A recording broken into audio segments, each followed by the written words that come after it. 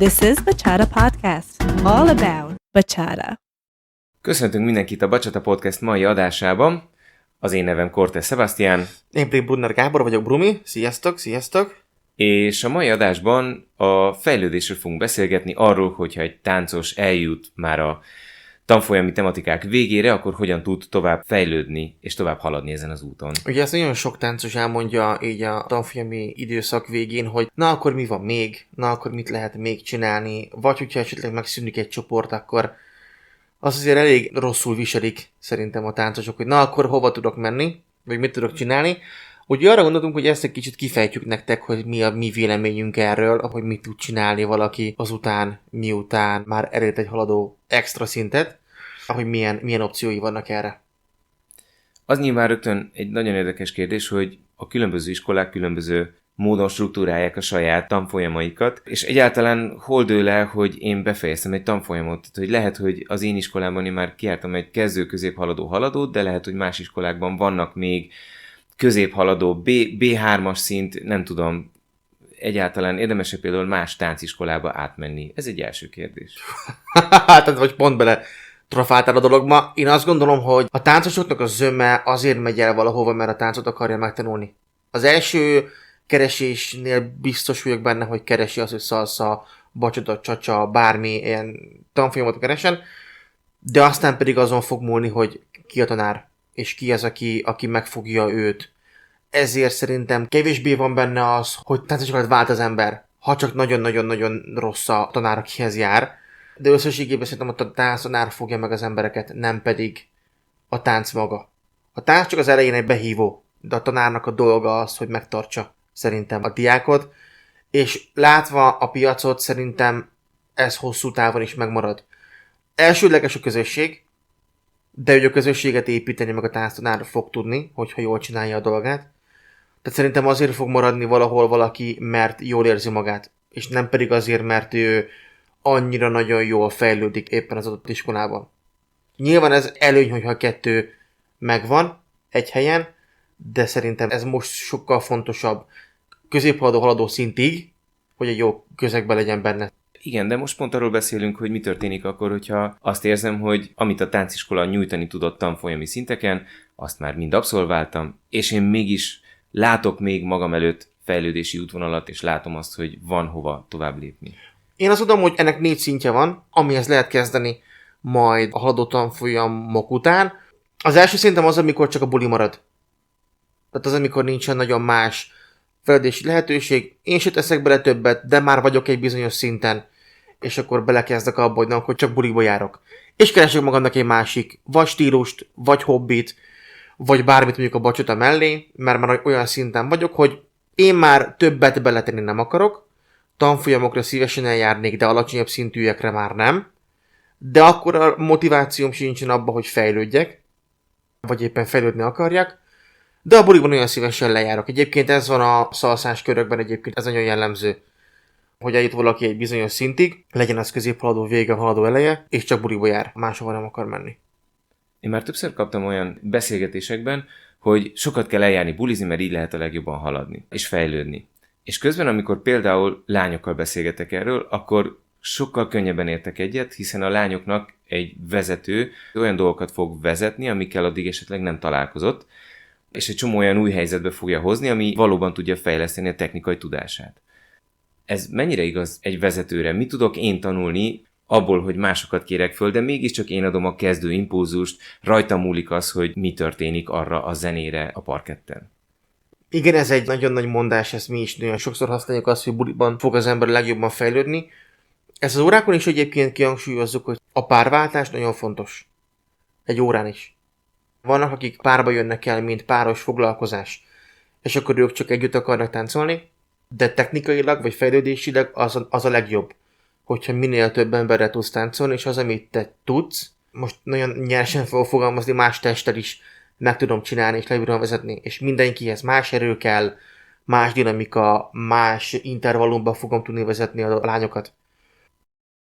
Az, hogy most a bulikba hogy fejlődik az ember, és hogy neked vezetőként miért jó az, hogyha sok helyre jársz, a bachata egy tipikusan olyan ágazat, ami folyamatosan fejlődik, ami folyamatosan új technikákat hoz be, folyamatosan új elemekkel gazdagítja úgymond a vezetéstechnikát. Ennek köszönhetően mindig van valami újdonság. Ha nem is teljesen új technika, de mondjuk egy már ismert mozdulatra kötök rá olyan dolgot, amit korábban nem kötöttem rá, vagy tovább viszem egy olyan mozdulattá, ami egy más technikából veszek egy kicsi részt, és akkor azt passzítom hozzá.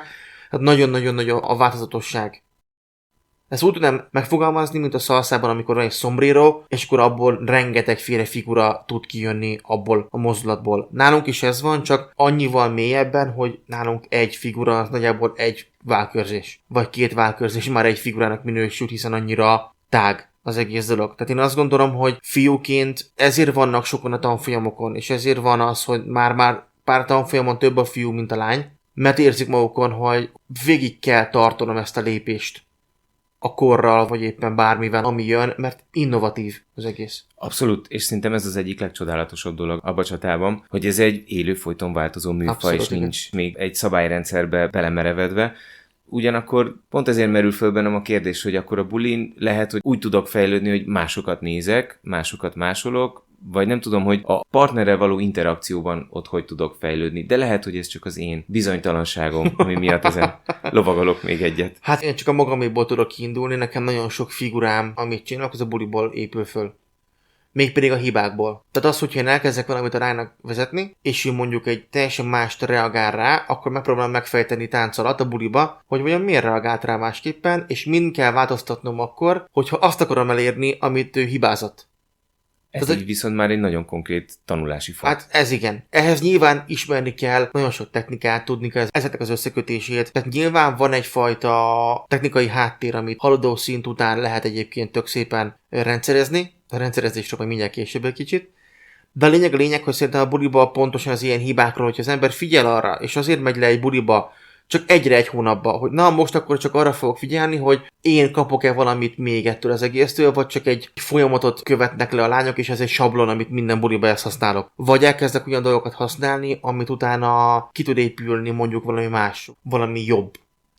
Úgyhogy nekem a buli az az első lépcsőfok, amikor már nem akarok annyi tanfolyamra járni, néha egy workshopra elmegyek, mert érdekel a történet, de már nem megyek vissza arra, hogy akkor na egy új kezdőszintet végigjárjak, mert lehet, hogy kapok valami újat ezeken a dolgokon. A második szint az viszont az, amikor fog magadnak egy partner, menjetek el ketten terembe, és akkor kezdjetek el gyakorolgatni. Ugye ennek még mindig nincsen semmilyen fajta vonzata, hanem csak egyfajta edzésnek minősülhet. Viszont mindenféleképpen ez akár már középhaladó szinttől elkezdve nagyon hasznos történet, mert itt viszont akkor lassabban, de specifikusabban és sokkal több visszajelzéssel lehet gyakorolni.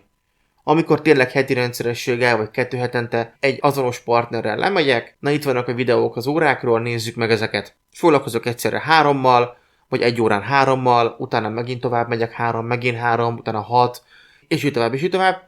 Tehát szerintem ez a következő lépcsőfok egy haladó szinten lévő emberkétől, aki már tanfolyamra nem tud járni, de még a motivációt érzi, hogy ő még fejlődne, csak itt akivel az a nagy hátulütője, hogy kit találok erre a szerepre. Igen, hát nagyon nehéz, ráadásul olyan embert kell találni, akivel közel azonosak a motivációink, akinek van türelme ahhoz, hogy ha mondjuk valahol megakadunk, 1 órán keresztül csak azt bogozzuk, hogy pontosan hogy van ez a mozdulat, és megnézzük lassan, gyorsan, addig, amíg gördülékenyé nem válik. Nyilván neked nehezebb, mert ugye te is azért táncsodár vénával vagy megáldva, de ugye arra lennék kíváncsi, és majd, ha valaki megírja nekünk ezt, azt megköszönnénk, hogy mindig van egy ember, aki dominál, aki viszi a gyakorló órát, hogy na akkor ezt kéne megcsinálni, és akkor így és így, és a másik ember csak egy kiegészítő ember, vagy mind a kettő tud lenni azonos rangú, hogyha nem tanárral mész, ugye, hanem csak 2 diák megy tanulni, tehát nagyon kíváncsiak, úgyhogy írjátok már nekünk, légy szíves, hogy ti mit gondoltok erről, vagy nektek van erről tapasztalatotok, erre kíváncsi lennék. Szebb? Hát én valahogy ugye versenytáncos voltam, és a versenytánc műfajához hozzátartozik, hogy az embernek van egy állandó párja, akivel jár edzésekre, jár órázni, és így készül fel a versenyekre.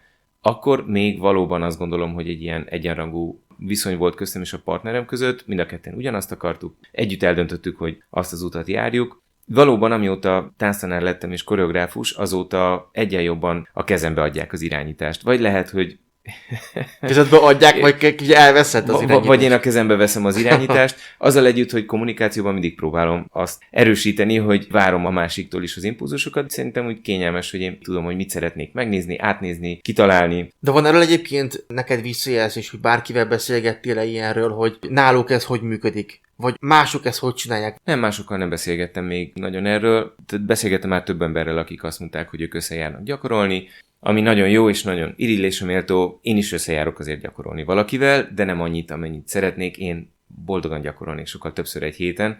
És felhívás, hogyha valaki esetleg ráér, akkor Szebike nagyon szívesen táncol bárkivel, bármennyit, bárhol.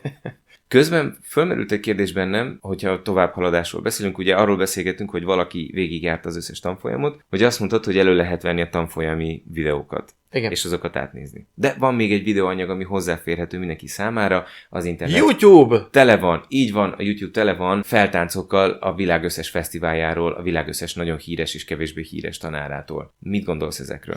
Rövid leszek, de így is hosszú lesz.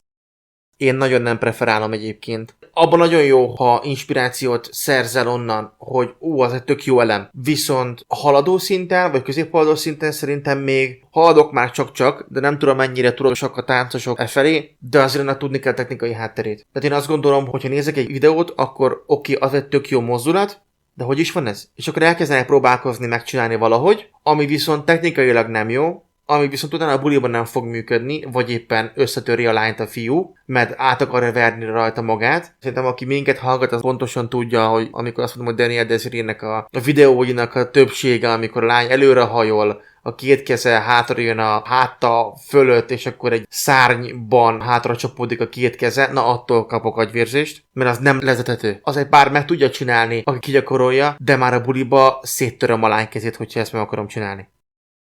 És itt jön be egyébként az a téma, hogy szerintem egy egészséges struktúra az úgy néz neki, hogyha gyakorolok a partneremmel, de azért havonta elmegyek egy órára. És akkor veszek egy magánórát egy tanártól, akihez elviszem a kombinációimat.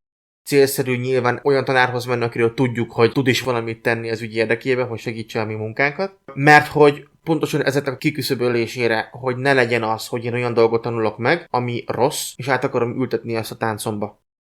Mindenképp meg kéne mutatni valakinek.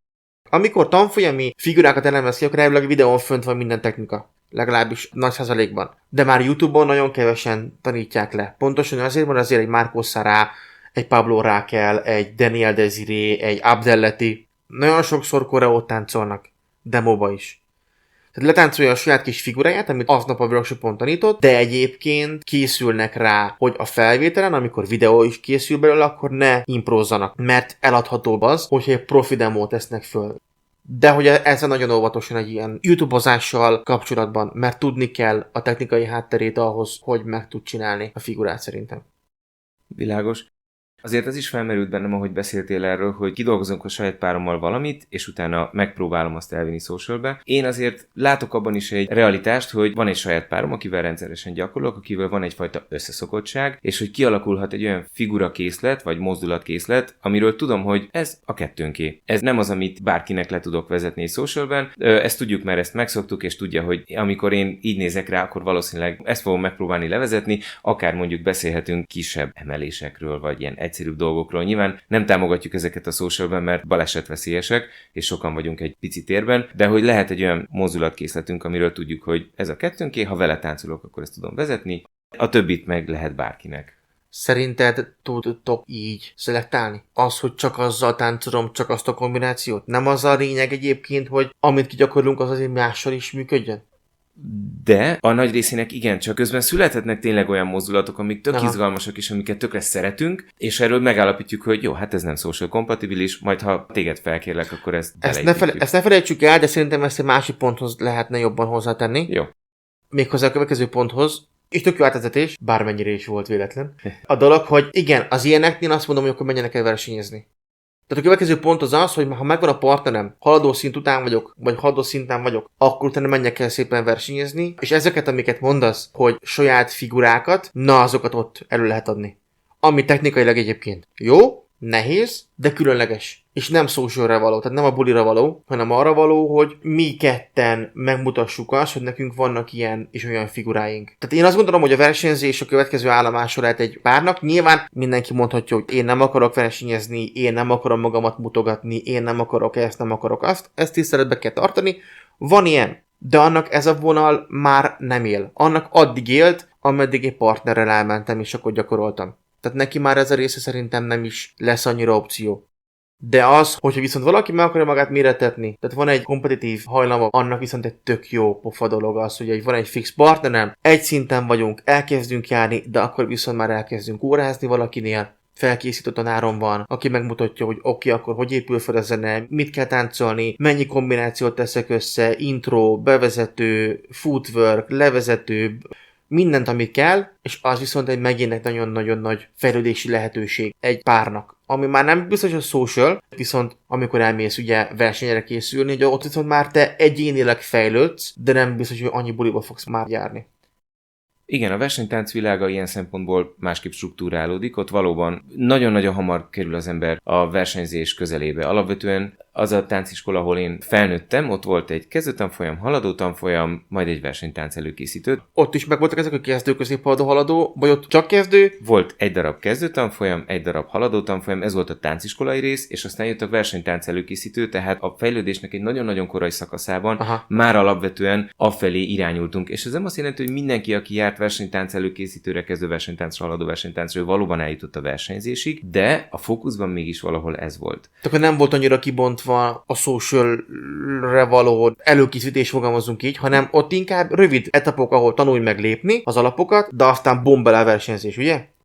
Így van. Aha. És szerintem egyébként ez nem csak a mi iskolánkat jellemezte, hanem magát a társas táncot, versenytáncot is. Nagyon jól látszik ez szerintem, hogyha megnézzünk társas táncos bulikat, vagy olyan nagyobb bulikat, ahol van társas táncos rész is. Egyszerűen másképp működik ennek az egész közösségi világa. Szeretnék egy rövid történetet elmesélni ezzel kapcsolatban.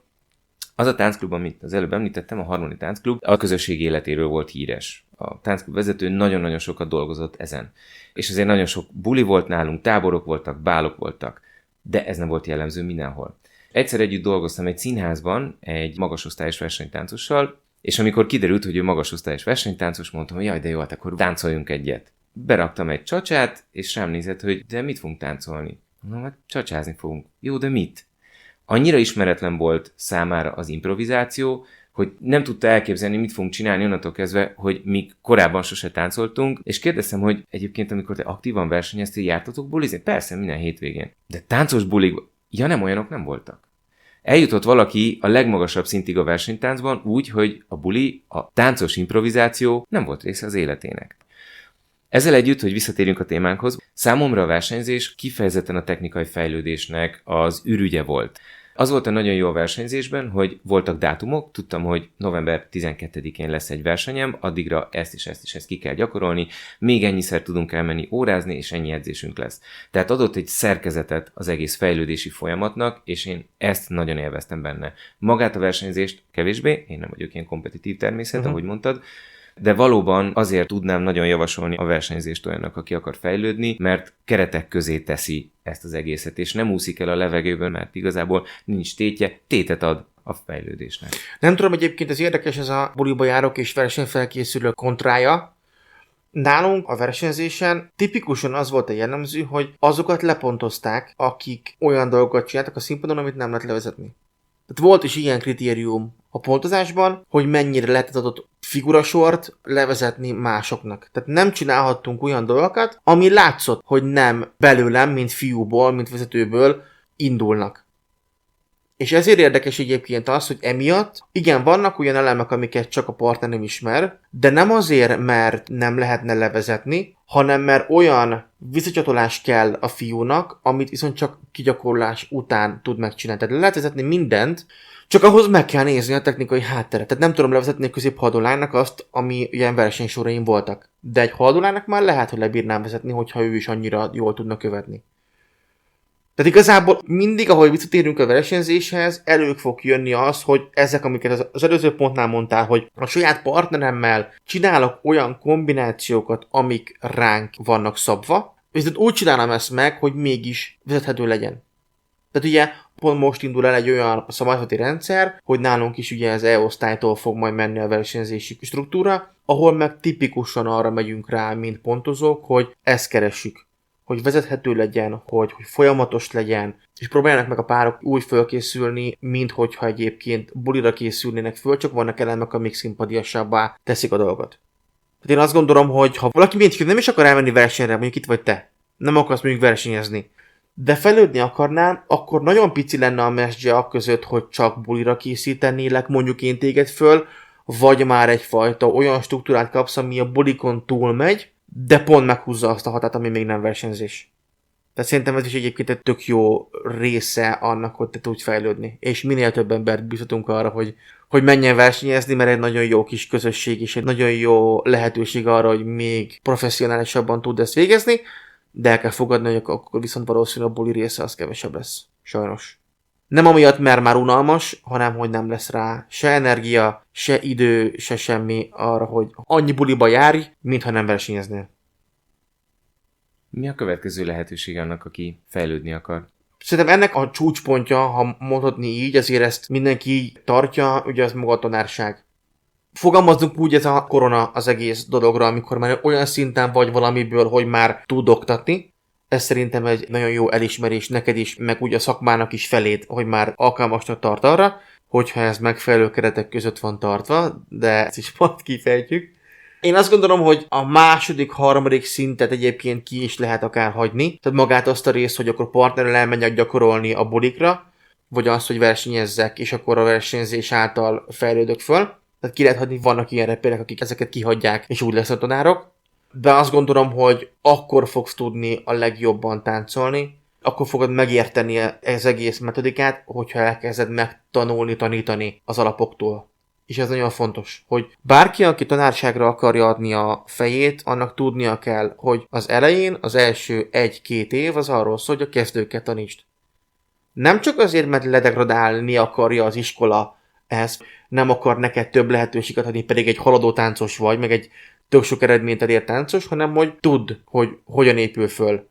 És aztán fogod tudni ezt szépen majd beépíteni szerintem a táncodba és meg a tanításodba is.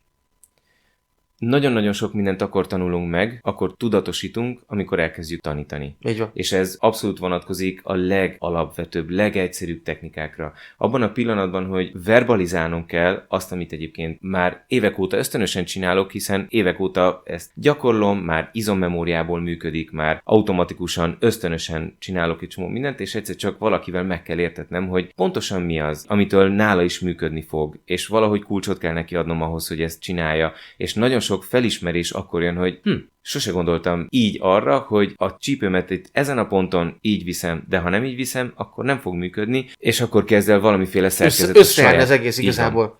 Megvan a hiányzó, nem tudom, láncszem az egészben, a kirakósban. Az utolsó puzzle darabka. Abszolút. Egy pici történeti kitekintéssel gyakorlatilag az egész bachata sensual, mint műfaj. Így indult. Korké szokta az interjúban elmesélni, hogy a bulikon ő nagyon szeretett hullámokat, testizolációkat vezetgetni. Ő egyébként salsa tanárként működött, és a tanítványai megkérték, hogy tanítson bacsatát, és akkor elkezdte az alapot tanítani, és azt mondták, hogy nem, azt, amit a bulin csináltál, azt hogy kell vezetni? Nem tudom. De jövő hétre kitalálom. És akkor bement a próbaterembe, és elkezdett kidolgozni egy teljes struktúrát és szerkezetet, ami arra szolgál, hogy működőképesen lehessen vezetni. Nálunk is volt egy, amikor mi elkezdtünk tanítani, még a Marcibányi téren, itt Budapesten. Ott is volt olyan, aki valamit kérdezett, sose hallottam még azt a kérdést előtte, de tényleg soha.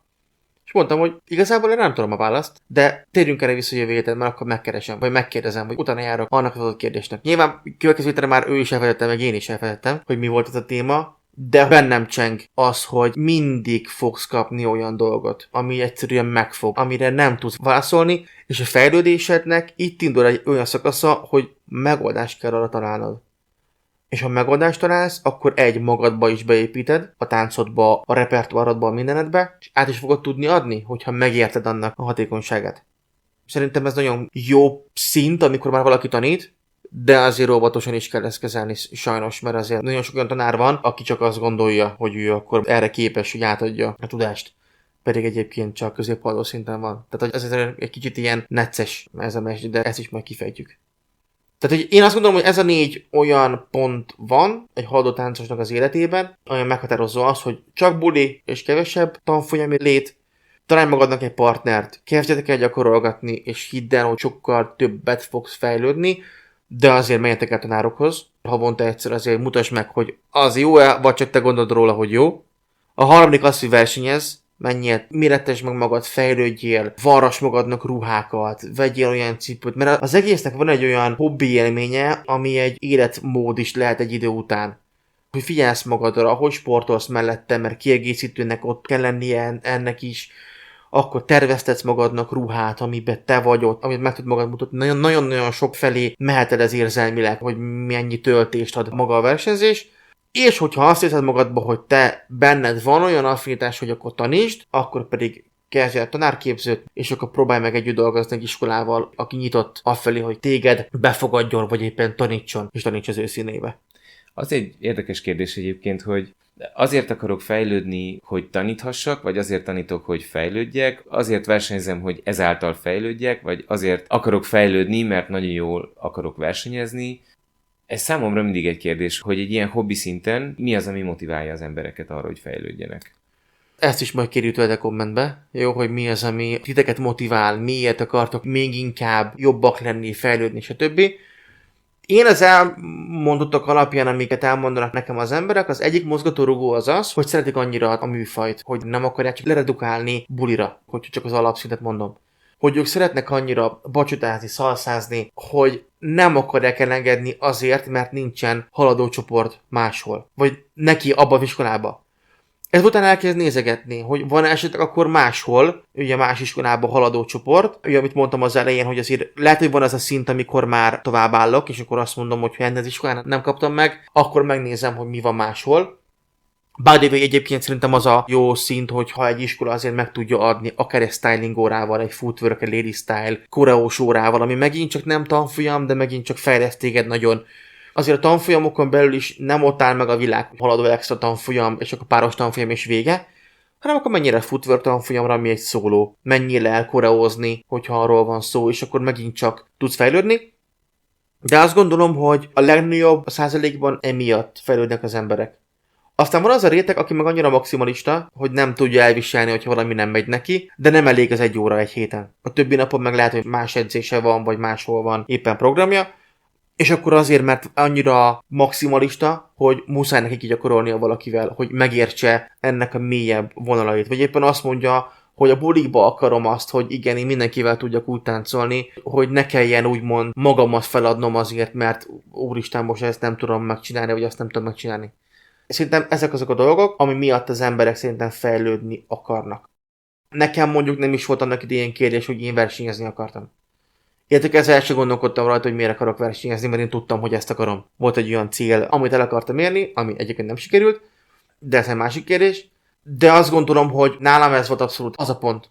És amikor elkezdtem versenyezni, na ott éreztem azt, hogy annyi plusz tudást kapok a versenyeken, a versenyfelkészüléseken, hogy az már igazából kész-készbe járt a tanítás utána már.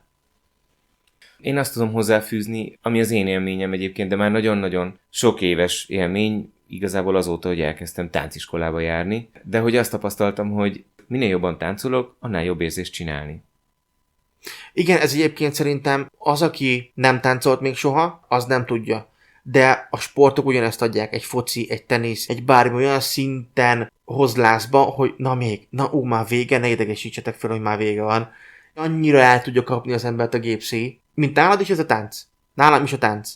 De valakinek ez a foci, valakinek ez a tenisz, valakinek ez a röplabda. Tehát nagyon sok olyan hobbi van, és egyébként nagyon érdekes, mert nem tudom, hogy neked volt-e ilyened, de valahogy nem tudtam a táncát sose hobbiként tekinteni. Érdekes mód, most úgy beszélek a táncról, mint hogyha egyenrangú lenne mondjuk egy bármely más sporttal, mert nekem sose volt az. Talán a legelején. De olyan szinten került ez már hivatássá egy idő után, hogy nem tudok arra gondolni, hogy ez egy hobbim. És így mindig azt mondja, hogy de tök jó, mert azt dolgozott, ami a hobbid. Igen ám, ettől szerintem mind a ketten kivérzünk. De amikor már egy ilyen dolgot csinálsz, amikor versenyzel, amikor tanítasz, akkor ez már nem hobbi, hanem ez egy sokkal magasabb szintű valami. Hát voltaképpen mind a kettőnknek az élete, a szakmája, hivatása, a tánc lett. De egyébként valóban az én helyzetem is ilyen szempontból érdekes, hogy amikor elmegyek egy új táncórára, amit mondjuk még nem csatornázok be, mert nem szükségszerűen fogom becsatornázni abba a munkába, amiért mondjuk pénzt is kapok, az most hobbi, vagy ez most szakmai továbbképzés, minek minősül. De valóban a kettő itt nagyon erősen összemosódik. Azzal együtt, hogy igen, én sem rajongok azért, amikor akár a színházi munkámra, akár a táncos munkámra azt mondják, hogy de jó a hobbi a munkád, mert attól még ez egy munka, ugyanúgy, és ugyanolyan kemény feltételei vannak, mint hogyha egy multiban, egy közértben, egy bárhol dolgoznék. Így van. Úgyhogy srácok, remélem, hogy tudunk nektek segíteni. Nem mondjuk, hogy csak ezeket lehet használni. De mi azt gondoljuk, hogy ez a 4 olyan pont van, ami jellemzi a haladó táncosokat. Ameddig haladók nem lesznek, addig meg csipesz van és mehettek be az órákra. addig nincsen semmi, viccelünk nyilván.